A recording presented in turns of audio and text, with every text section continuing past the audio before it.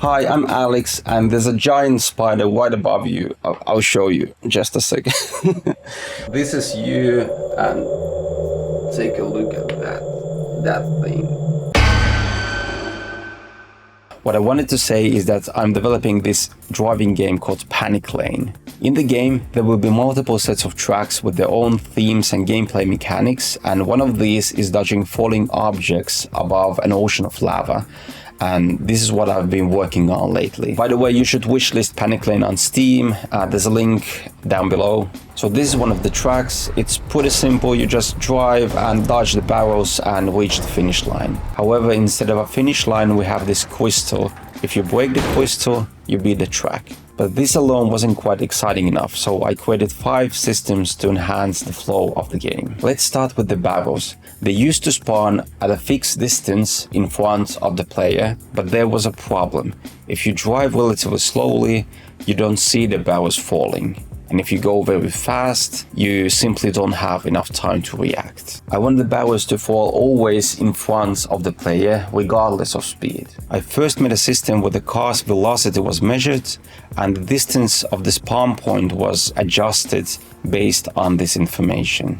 And that turned out to be a bad idea, because what happens is that when the player slows down to dodge the first barrel, the second barrel spawns too close to the first one, making the track pretty much impossible to beat.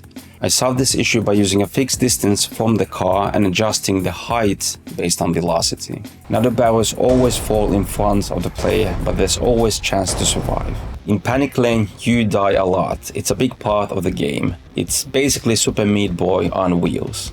That's why I wanted to create a respawn system that minimizes the negative impact of dying. Often in racing games, when you restart, there's this boring moment where you just sit and wait for the car to accelerate. That rhymed. But what I did is give the car a lot of speed right from the start, and on top of that, the car is spawned in the air with a random rotation. So when you die and respawn, you have to immediately stabilize the car so you can dodge the barrel that is already falling. This way, hopefully, you don't have too much time to think about how annoying it was to die again. Next, I added a bomb that explodes if you go too slow. The Panic Lane is not about lap times, it's about survival. So there has to be a sense of rush at all times. Initially, the idea was to make the bomb the primary source of motivation to go fast. See those lights on the bomb?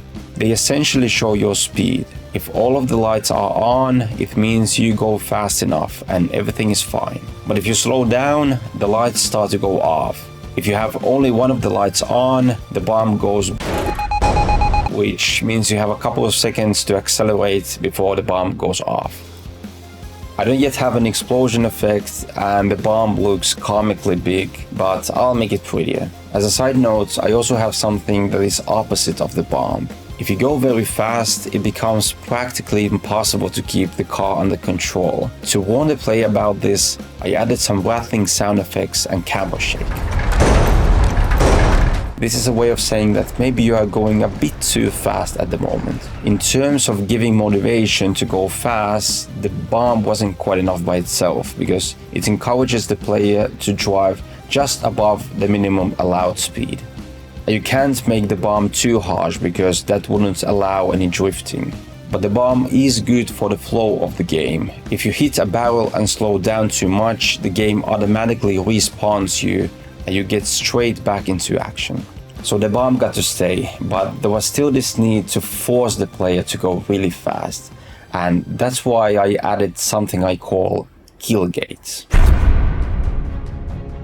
Basically, these are checkpoints that the player has to reach before they close. When the player reaches a gate, a new gate spawns and begins to close. There probably is a better word for it, but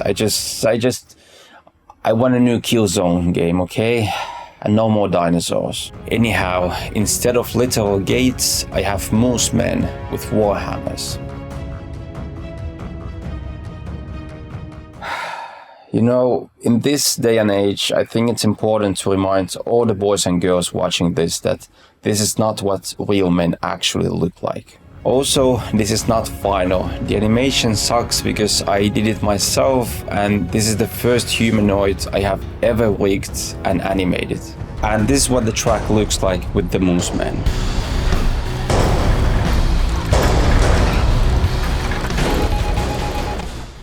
Finally, I added some numbers on the track right before the kill gates. The first gate has number 5, the second one 4, and so on and so on, so we have this countdown. I did this because I want the player to feel that the finish line is always close.